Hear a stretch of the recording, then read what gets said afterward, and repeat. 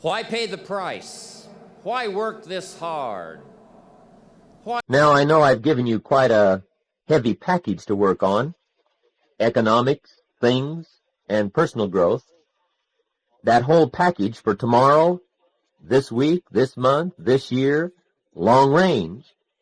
So, here's the formula for setting goals. The first step is work on your goals. And I think I have given you plenty to work on. But you have to work. You see, setting goals is plain hard work. It's sweat and toil and labor. I don't want to kid you. Let's tell it like it is. And this is why a lot of people let it slide. They work hard on their job, but they don't work hard on their future. They let the plans for a better future slide. And the work involved here is making plans for your better future. Making plans, the laborious mental and emotional calisthenics of making plans. And a lot of people let that slide. The guy says, yeah, you work where I work. By the time you fight the traffic all the way home, when you get home, it's late, it's dark. You've got to eat, watch a little TV, and get to bed. You can't sit up half the night, plan. And the poor guy's behind on his house note. He's a good worker. The guy's a hard worker. But he's a poor planner, and he's broke. Remember, it's easy to be broke, but a few simple things, practiced every day, you need never be broke again. So, work on your goals.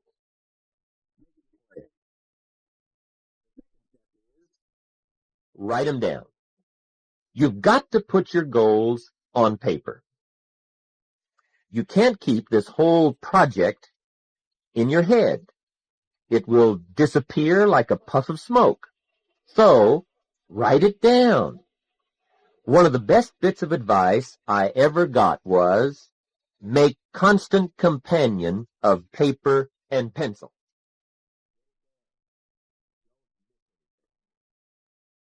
A recent article in the sports paper shows John Wooden, super coach of the UCLA Bruins.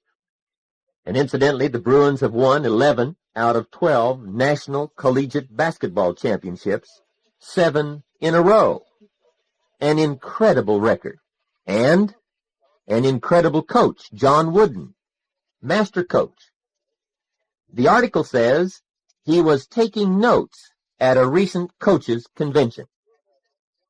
Can you imagine John Wooden, master coach, taking notes?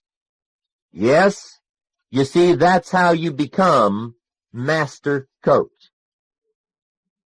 At my recent speech to the Idaho Bankers Convention, I said, gentlemen, master your trade.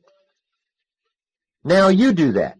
Write it down and don't miss anything. Now, another reason for writing your goals down, it shows whether or not you're serious. You see, everybody hopes things will get better. Everybody does that. Poor people hope. If hope made you rich, everybody would be wealthy. But I can tell you this now, the future does not get better by hope. It gets better by plan. Unless hope turns into plans, and plans into action, it all turns to ashes. My close friend often says, the man who fails to plan is planning to fail. How very true. So don't play the poor man's game. Poor people say, surely somebody will think of something to help us. The president will think of something. The union leaders will come up with something. The bankers and the economists, what are they getting those big salaries for? They're bound to think of something to help us. Surely somebody will think of something. See, that's the way poor people talk. It's called the language of the poor. Whatever you do, don't fall into that trap. Here's the best help anyway. It's self-help. Learn to help yourself. Someone once said, I kept looking around for a helping hand, and I found one at the end of my arm. See, that's fine. And you might get rich.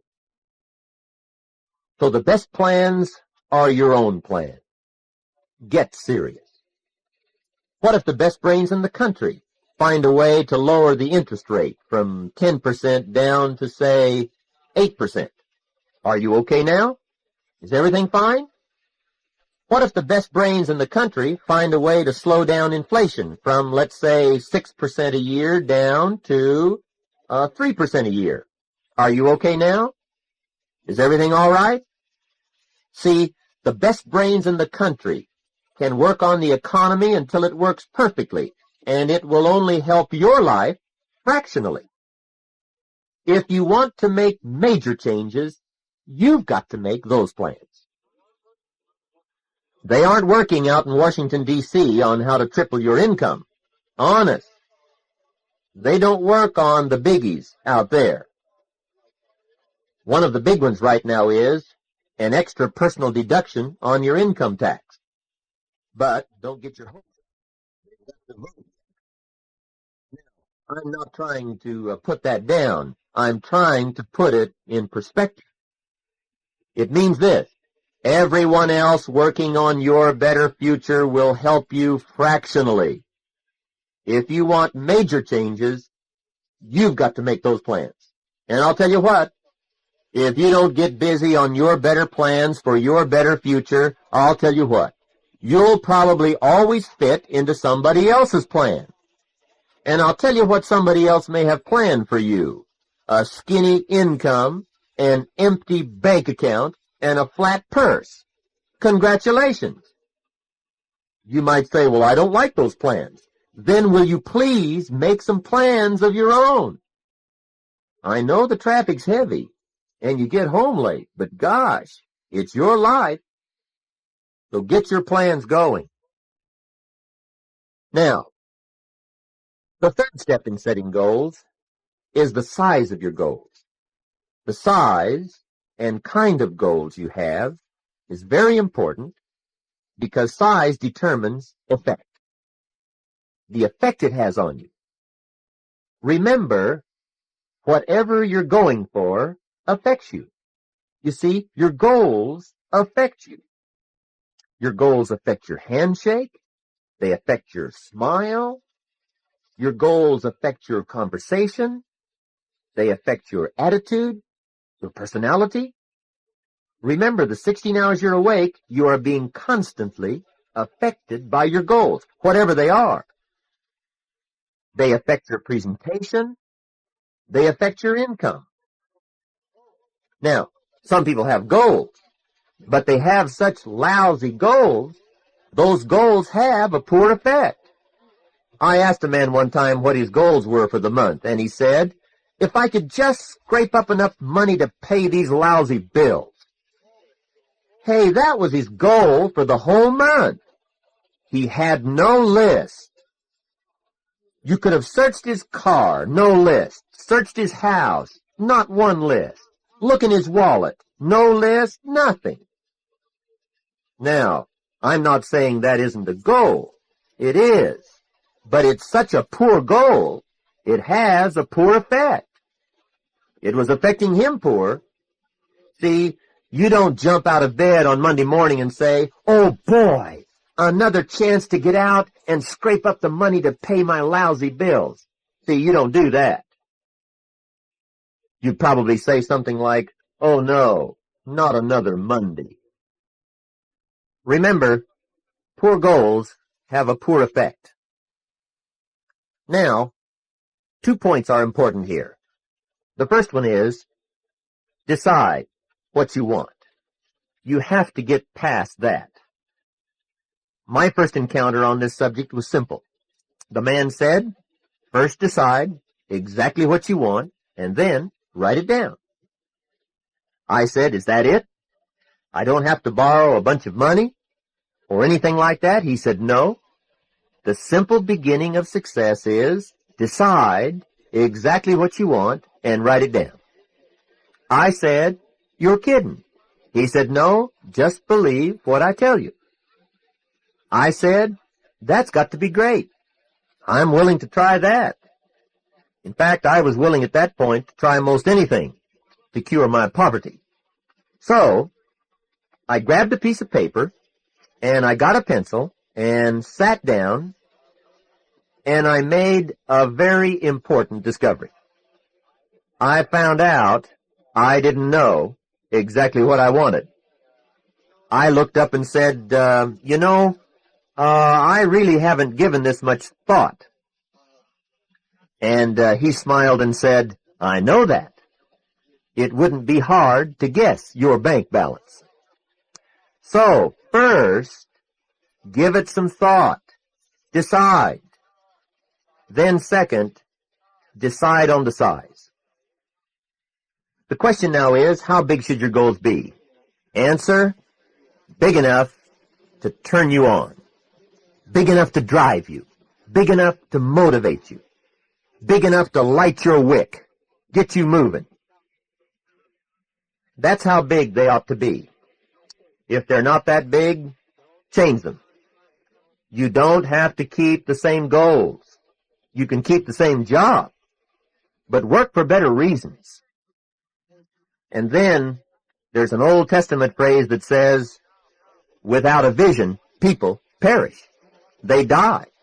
They shrivel up to nothing. Unless a man has an objective, a dream, a plan, a goal, he dies. His spirit dies. His excitement dies. His vitality dies. His ambition dies. And remember, he may die at 30, not get buried till 60. Don't let that happen to you. Get a vision. Get a dream. Get a goal. And don't worry so much about the how to get it. Remember, what you want is number one, most important. The how comes second. Here is something exciting to learn, and that is, the bigger and the stronger the want, the easier the how. Remember, a man can do the most amazing things if he has amazing things to do. He's not going to do amazing things unless he has something that's important and meaningful. The guy says, well, I just don't see how I could learn it. Of course, he doesn't see how he could learn it. It isn't that important. He isn't on fire. He needs more reasons, better reasons, bigger reasons, more exciting reasons, more important reasons. All kinds of untapped abilities are usually waiting for bigger, more challenging reasons. So, get a strong reason. What if I had a $5,000 check waiting for you tomorrow night if you brought 20 prospects to my house? You say, I'll be there with the 20. With that kind of money, who couldn't? See, you could. Ability? It's triggered and nourished by strong enough reasons. Without good reasons, ability sleeps. The man says, you make it worth my while and see what I can do. I know that. What I want you to learn to do is make it worth your own while. Don't keep sitting around waiting for someone to come by and make it worth your while. What if nobody shows up? Are you going to sit there and live on crumbs? Start working on your goals if nobody shows up. And make them important. Make them exciting. Take the small ones first, and then work right on up to the bigger ones. But don't delay. Start today. And get the whole family in on it.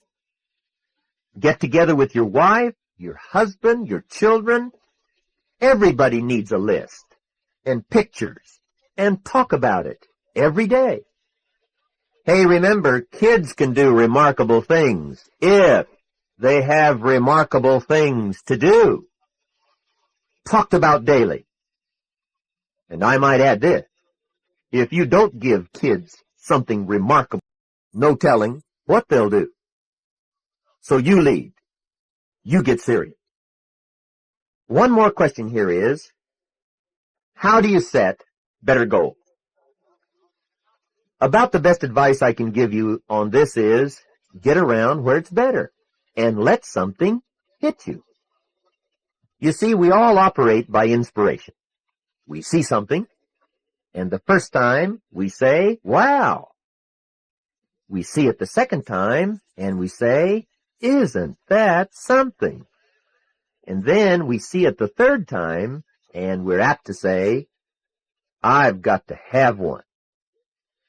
So, get around where it's better. Don't take the shabby shortcut home every day just to save 15 minutes. You don't get inspired driving by the city dump, so don't go that way.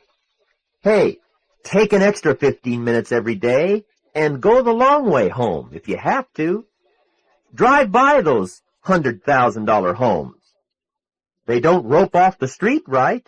You can drive right by. And remember, if you drive by there often enough, you're liable to have one. The first day you drive by, you see the gardener out there trimming the beautiful lawn. The next day you drive by and there's the upstairs maid washing the windows. The next time you drive by, you see the downstairs maid shaking the dust mop out the back door.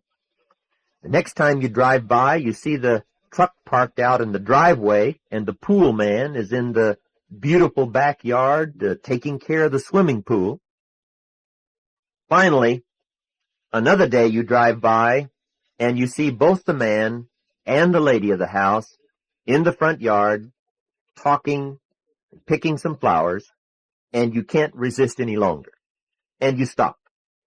And you walk up and introduce yourself, and you say, I've been admiring your beautiful home for a long time. And would it be asking too much to show me through? They both say, no problem, we'd be glad to. So in you go, take the tour all through, and sure enough, it's just as beautiful inside as outside. That night, on the way home, you say, I've got to have a house just like that. So, now you've got to have one. See how that works? And that $100,000 home, no telling what ability and energy and ingenuity. Finish up on goals. Let me give you a Bible philosophy that teaches how to get what you want. It's a simple statement that says in a few words what I've been trying to say for about the last 30 minutes. Whatever you want, a new car, more money, better job, better things, more to give, more to share, whatever. Now, I'm an amateur on the Bible, but I can quote it, and here's what it says. It says, ask. That's it. Ask. That's the key word for success for the future. Ask. If a man is going to learn one art in life extremely well, in my opinion, it ought to be the art of asking. Now, just what does ask mean? For me, it means make good plans. Make good plans for what you want. That's asking. And the equation is fabulous. It says, ask and what? You shall receive. Isn't that almost unbelievable? Ask and you'll receive. The guy says, yeah, but you work where I work. By the time you struggle home on the freeway, it's late. It's dark. You've got to eat a bite of supper and get to bed. You can't sit up half the night, ask, ask, ask. And this guy's behind on his bills. Remember, he's a good worker. He really is. But he's a poor asker, a poor planner, and he's broke. So remember, receiving is not the problem. There's plenty. The problem is not asking, not making good plans. Hey, receiving is like the ocean. There's plenty. But some people go to the ocean with a teaspoon. Have you got that picture? Hey, make some better plans and trade your teaspoon for at least a bucket. Get down to the ocean with a bucket. And why not, in view of the size of the ocean? And I might add, with a bucket instead of a teaspoon. Somebody once said, make no small plans, for they have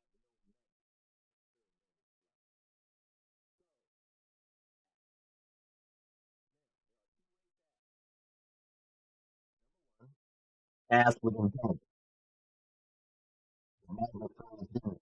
Asked intelligently, but I'm sure it meant that. Don't mumble. You don't get anything by mumbling. Ask clearly. Define. Describe. Design exactly what you want. Intelligent asking means how wide, how high, how much, when, what size, what color, what model, what year. You don't know? Then you'll probably have to settle for crumbs. You'll get what's left. What if you called the contractor that was going to build your house, and you said, John, we're ready to start on the house. Let's build it about 75 to 100 feet long. Now, could you build a house about 75 to 100 feet long? The answer is no. Of course not. As long as your plans are that fuzzy, it'll never get built. And remember, some people's plans for their better future are just about that fuzzy. They don't really know. And somebody once said, if you don't know where you're going, how will you know when you get there? You won't even know when to celebrate. Here's a guy, 50 years old, and he's never had a party. He's never won nothing. My friend often says, that poor man is never winning, never losing, just walking that long gray road of mediocrity day. Ask with intelligence. The second way to ask is ask with faith. Faith like a child. And that means believe you can get it. Faith is the childish part. Plans is the adult part. Put the two together, and you have an unbeatable combination for lasting success. Now I've got to add one more thing to setting goals. I don't want to give you any false signals about being successful.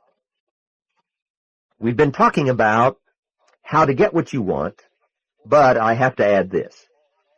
You won't get everything you want. It just hasn't been settled before. I never met a person who got everything they wanted. Remember, nobody bats 1,000. So, you won't get everything you want, but you have to want everything you get. You have to want it bad enough to plan for it, work for it, and believe in it. But let me quickly add this so you won't get discouraged. To make your life an unbelievable adventure in achievement, you don't have to get everything you want. Remember, to be a winner, you don't have to win every game. To be a champion, you don't have to win them all. The best baseball players in the history of baseball, their names are in the Hall of Fame. They call them superstars. The best batting averages in the history of baseball among the superstars is 400. Remember, the best superstars bat 400, not 1,000, 400. That means that during their career, when they went up to bat 10 times in a row, they were always out an average of 6 times out of 10. Superstars are always out 6 times out of 10. So to be a champion, a winner, here are 2 key steps to remember. Number 1, always play the game. Always take your turn at bat. Never miss. With 102-degree fever, wobble up there and swing. Never miss a game. And always have a game to play. Always have a list for tomorrow. That's the game. Your list. Your plan. Hey, remember this, if you don't have a list for tomorrow, tomorrow night will come and you won't know whether you won or lost. And you'll start walking that long gray road of mediocrity, never winning, never losing, just existing. So, always play the game. Set your goals. Get some objectives. Always. Daily. And number 2, always think you're going to win. You say, that's childish. You can't win every time. That's right. You can't win every time, but you've got to think you're going to win every time. That's the stuff champions are made of. So number 1, always play. And number 2, always believe you will win. Remember, there is no sin in losing. The sin is not trying. And when the final books are added up, let the record show you batted 200. Let it show you batted 400. Let it show your strikeouts. Let it show your home run. But never let it show that you didn't play. How would you possibly explain that?